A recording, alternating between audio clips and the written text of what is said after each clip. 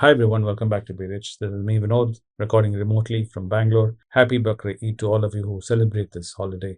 The markets are closed because of Bakri Eid, so there's no real market news to talk about. So I want to take this opportunity about investment ideas and investment opportunities that we see currently in India.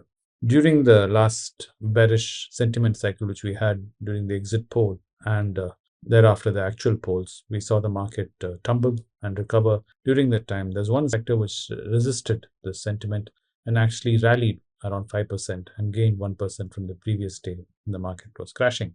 And what was this sector? This was the FMCG sector. Yes, I do suffer from dyslexia, so I do tend to mix up the last two letters. Instead of saying FMCG, I might say FMGC. I know it's funny, but what to do? So do keep it in mind when I do mix it up in my flow.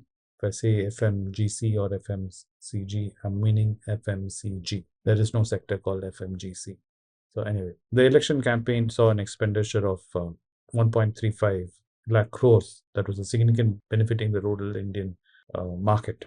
And the alliance government, which is formed, is expected to focus on populist measures like increasing rural income, welfare schemes, and subsidies, and leading to higher consumer spending and revenue for FMCG companies. And why are FMCG companies so favored so much by investors? And it is a good indicator on how the market sentiment is by observing that sector, especially. Even if other market cues are not really lining up to what we're thinking should be how the market should react, by paying attention to this sector, it gives us more clarity on what investors are actually doing, even the FIIs and DIIs. The reason being is the FMCG sector is seen as a defensive sector, and usually during times of market uncertainty, when we're not very sure what is going to happen macroeconomically or even locally, we'll see these companies doing rather well.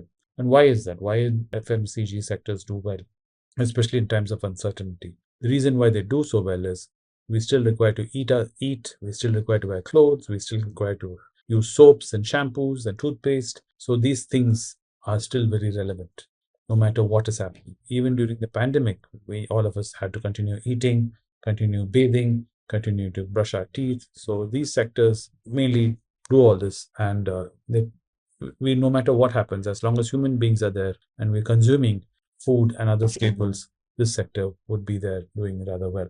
So this is the main reason why it's considered a defensive sector. So no matter whatever market headwinds are there or tailwinds are there, this sector will always be chugging along. It may not be offering terms of extremely exotic returns. You may not see a 15% or a 20%, but you'll definitely see a stable promised return on companies from this sector. Like I said, the reason being this is a sector, no matter what is happening globally, we still need to require to do these things as a human being. And if you see these companies, they usually are valued very fairly in the market, especially when we're in the middle of a bull market. When we're in the middle of a bull market, investors seem to be swayed by other companies and other sectors, usually tend not to pay much attention to this sector. That's why the FMCG stocks are currently undervalued in the Nifty FMCG index market capitalization proportion. And it's the lowest it's been in 12 years at 6% compared to the mean level of 7.65%. Meaning there's an opportunity to reach the mean of at least almost 2% in proportionate value. And the sector also offers good investment opportunity because of its strong fundamentals, higher operating margins, and return on capital employed, making it attractive for investors. And the reason for that is even during these inflation cycles which we saw, this sector seems to be doing very well when it comes to dealing with inflation. The reason why it does well dealing with inflation is it doesn't get swayed by the pressures of market inflation like other sectors do, like the real estate or other sectors like automobiles, because it can absorb the inflation very easily by either passing it on to the consumer directly or what we recently saw happening during the inflation cycle known as shrinkflation, where you actually get less product for the money you're paying. So this is the way the sector is. It's very nimble, it's very good, and this is the main reason why we are asking you to consider the companies in this sector. But do keep in mind, debt plays a crucial role in all companies, including these companies in the FMCG sector. So if you are looking at companies in the FMCG sector, keep an eye on its debt levels. And even the Tata Group, if you notice, through their trend arm, has been investing heavily and focusing on the FMCG sector because this is a great revenue generating sector compared to the likes of IT and other sectors which they already are heavily invested into. If you go to any of their websites, the Trent websites. You'll see them involved in staples, they're involved in meats, they're involved in drinks and in terms of beverages, and even things like quick noodles, instant noodles. Tatas have got their own line of products in this. They're competing with the likes of ITC, they're competing with the likes of Nestle, they're competing with the likes of Hindustan Lever. So this is why even the Tatas are very keen on FMCG sector as an investment opportunity and the growth opportunity for the group going forward.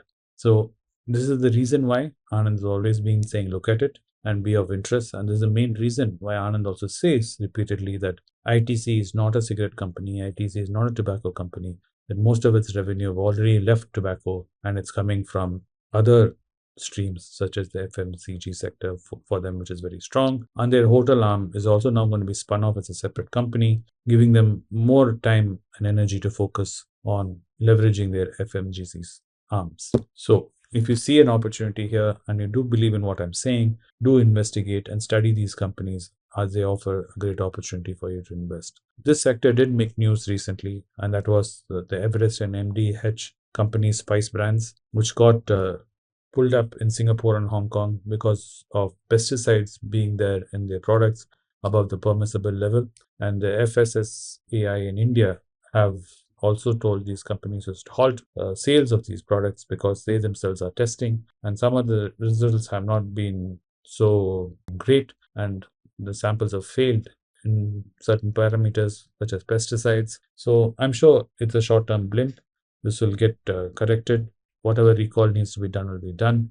And going forward in the long term, this sector should be doing okay. And these companies too. Until and unless I see something in the news which is rather alarming, this seems to be something they have managed to address as of now. But do keep an eye on the news. Keep studying these companies before you decide to invest. If you're already invested in these companies, do keep an eye on the news still to make sure that your investments are safe and secure. Other than that, I want to talk about Mahindra. Mahindra's CEO Anish Shah had come out saying that there's a roadmap for this company to grow, and they plan to launch a spin-off their electric vehicle company sometime in the future, known as MEAL, which will be Mahindra Electric Vehicles. And his hope is that the company will be able to carve out itself as a player in the EV sector by launching various new models. And he hopes there will be heavy investment and there will be a growth in the EV charging stations. Currently, India is lagging far behind the US and China. China is the one who's dominating the market in terms of electric vehicle charging stations. India is lagging behind in that, and we need to catch up, and the investment needs to be done. And this, for this sector to be really something of great value for an investor, charging stations need to really grow and expand in India for all of us to switch over to electric vehicles. It seems to be the Achilles heels right now for the sector, seems to be the charging station infrastructure in India, which needs to be worked on. Even Tata Motors had come out saying they are very keen and they are very gung-ho. They already control 70% of the electric vehicle market, and they want to penetrate the IC engine market by at least 30-40% going forward by 2030, meaning converting them to electric vehicles and dominating the market further and grow their revenue.